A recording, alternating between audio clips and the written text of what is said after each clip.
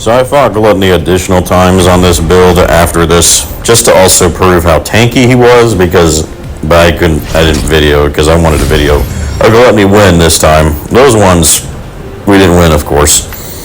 But I mean, maybe I'll post it. You've seen Gluttony defeats on this video constantly, so maybe I'll just do it to show that, yeah, I confirm that when I'm rezzing someone, he can face tank him with the magnetic spark invincibility on, which is all I wanted to know, because I noticed I was doing that in this fight, but this is like my first Gluttony fight on him after the change, which is why I was shocked I won on the first try. And then, of course, every other attempt after in a public team, we kept losing.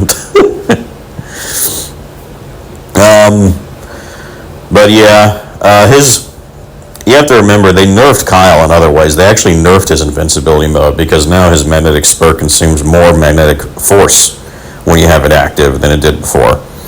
However, with over 31,000 shields, this build is still tanky enough to absorb, as you saw at least some in this fight, a few direct hits, like close direct hits from Gluttony. I can still tank a few of those with just my shield, and then my invincibility mode can also tank a few hits. So in other fights, there was one fight where my teammates were going down constantly, except me, and I was rezzing like 2 teammates at once while Gluttony was targeting all of us right next to him, and I could still tank it.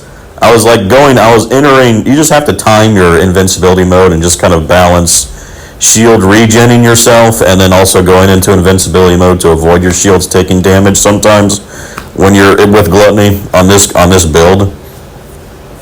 So I just confirmed that, yeah, he can still tank Gluttony. Now when the new toxic boss comes out, I have no idea. If he does more damage than Gluttony in the same way of how much damage Gluttony scales over Molten Fortress, at that point I feel like nothing in the game will be able to tank that boss. We'll see if my Ajax you've seen can do it. He can face tank Gluttony. I'm not sure if they're adding an even harder Colossus. But I still love this build. It's the same one in the previous video. Still doing skill expansion over amplification control just because I want the range. I want range on my reactor too because it makes it easier to hit him with my bad aim, and it also balances it out where this is actually a good build for mobbing too on Kyle. It's good for everything, honestly. That's why I really like it.